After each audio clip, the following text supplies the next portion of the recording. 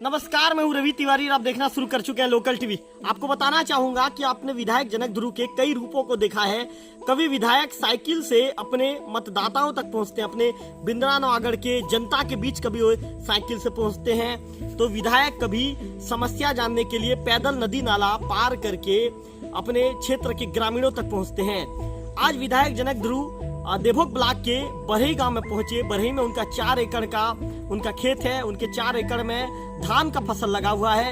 ऐसे में विधायक जनक ध्रुव पहुंचते हैं। वहां पर पहुंचने के बाद नीचे उनकी गाड़ी से उतरते हैं। इसके बाद वे धान कटाई करना शुरू कर देते हैं। विधायक जनक ध्रुव अपने हाथ में हंसिया लेते हैं और इसके बाद वहां जब धान काट रहे जो मजदूर होते हैं, जो धान काट रहे होते हैं, उनके साथ खेत में चले जाते हैं। खेत में उतरकर वे धान कटाई शुरू करते हैं। जो जानकारी अभी तक हमारे पास है, उस जानकारी के मुताबिक विधायक जनक ध्रुव सवेरे लगभग 8 बजे के आसपास अपने खेत में उतरे थे और उन्होंने 2 घंटे तक उन्होंने धान की कटाई की है।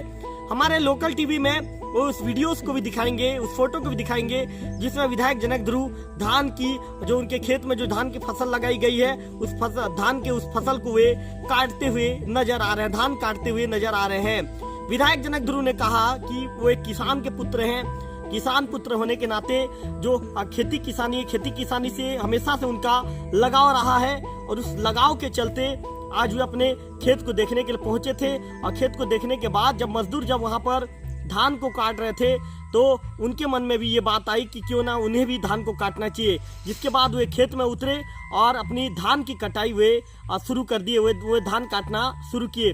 विधायक जी को धान काटते हुए देखकर वहां के जो जनता थे, आसपास के लोगों की भीड़ लग गई और लोग वहां पर पहुंचे। और विधायक जी के इस कार्य को देखकर लोग काफी कई लोग अचंभित भी नजर आए, तो कई लोगों ने विधायक जी के इस कार्य प्रणाली की तारीफ भी की। निश्चित तौर पर विधायक जी ने जो काम किया है, निश्चित तौर पर तारीफे काबिल है। मैं आपको बताना चाहूंगा कि जो नवीन सुकली भाटा के जो पूर्व सरपंच है दयाराम बीसी जी ने भी ये बताया कि विधायक जनक ध्रुव लगभग 2 घंटे तक अपने खेत में उतरे थे। उनका 4 एकड़ का खेत है और 4 एकड़ के खेत में उतरकर उन्होंने 2 घंटे तक जो धान को वहां पर काटा है। और इसी के साथ ही जो फसलों के विषय में, जो धान की उनकी जो फसल है उसके विषय में उन्होंने जानकारी ली है।